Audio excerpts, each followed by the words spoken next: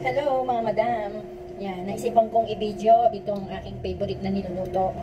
Ayan, ito yung pinaupong manok. Siyempre may iba't ibang version naman tayo ng pinaupong manok, pero ito yung version ko.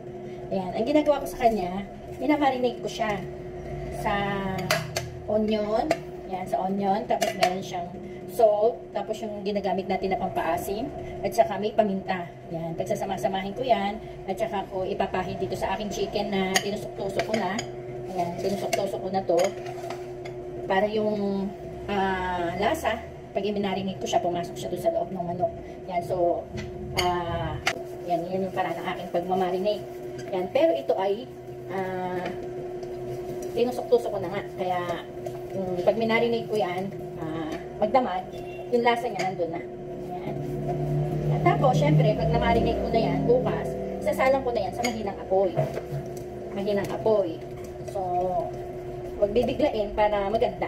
Maganda yung pagkakaluto niya. Then, pag natatanggal na siya doon sa buto niya, yun na. Pwede na. Pwede nang kainin. Yan. Napakasarap niya, mga madams. Pag may mga outing kami, may mga lakad, ito yung isa sa binabaon ko kasi favorite nga ito ng aking darling at saka ng aking mga anak. Okay, lalagyan mo siya ng sibuyas sa loob.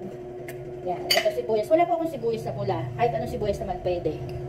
Yan, ilalagay mo siya sa loob. Ayan, nandun na ang sibuyas. Tapos ilagay mo pa to.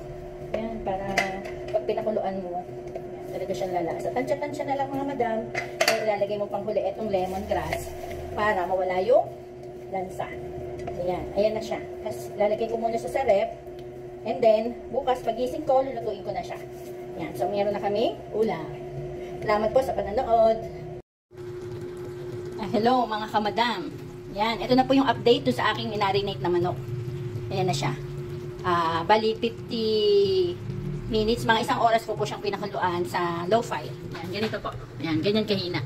Pero, yung unang minutes, mga 5 minutes po, medium fire. Yan. Pagkatapos nun, low fire na lang. Ayan. So, para malaman mo siya na, na okay na, pag nalalagas na po yung laman niya dun sa buto. Ayan, tumuka po nito. Ayan, wala ka lang ka-effort. Sasama na siya.